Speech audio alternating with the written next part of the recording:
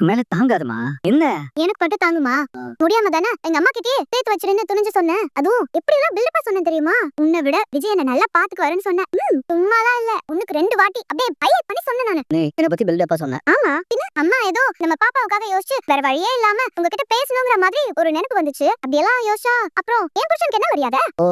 அதான் என் புருஷனுக்காகவும் அவங்க யோசிக்கணும்ல. அவங்க மைண்ட்ல உங்களை பத்தி வச்சிருக்கிற இமேஜ அவங்க மாத்தணுங்கிறதுக்காக என் வீட்டுக்காரர் எவ்வளவு நல்லவரு வல்லவரு நானும் தெரிஞ்சவரு அவரு பெரிய மகாராஜா கிடைச்ச கேப்ல அப்படியே பெருசா லிஸ்ட் போட்டு உங்க மாமியார் மனசுல உங்களுக்காக ஒரு பெரிய சிம்மாசனத்தை ரெடி பண்ணி வச்சிருந்தேன் தெரியுமா? அதுவும் இந்த பிரெயினை வச்சு ஓவர் டைம் பார்க்க வச்சுதான் பண்ணேன். இது ஓவர் டைம் பார்க்கிறதுக்கு என்னமா இருக்கு? நீ உள்ளதானே சொல்லிருக்க. அதான் யோசிக்காம தானா அப்படியே போல வரணும்ல.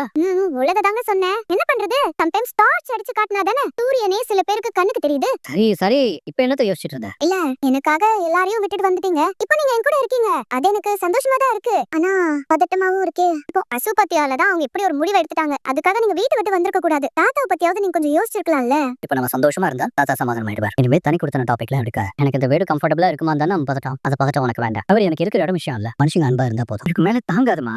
என்ன எனக்கு மட்டும் தாங்குமா?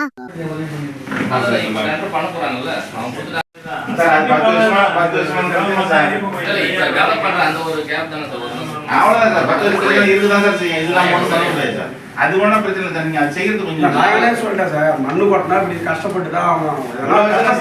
கிடைக்காதுன்னு சொல்லி வண்டிட்டு வெளில வச்சு மெயின் ரோட்ல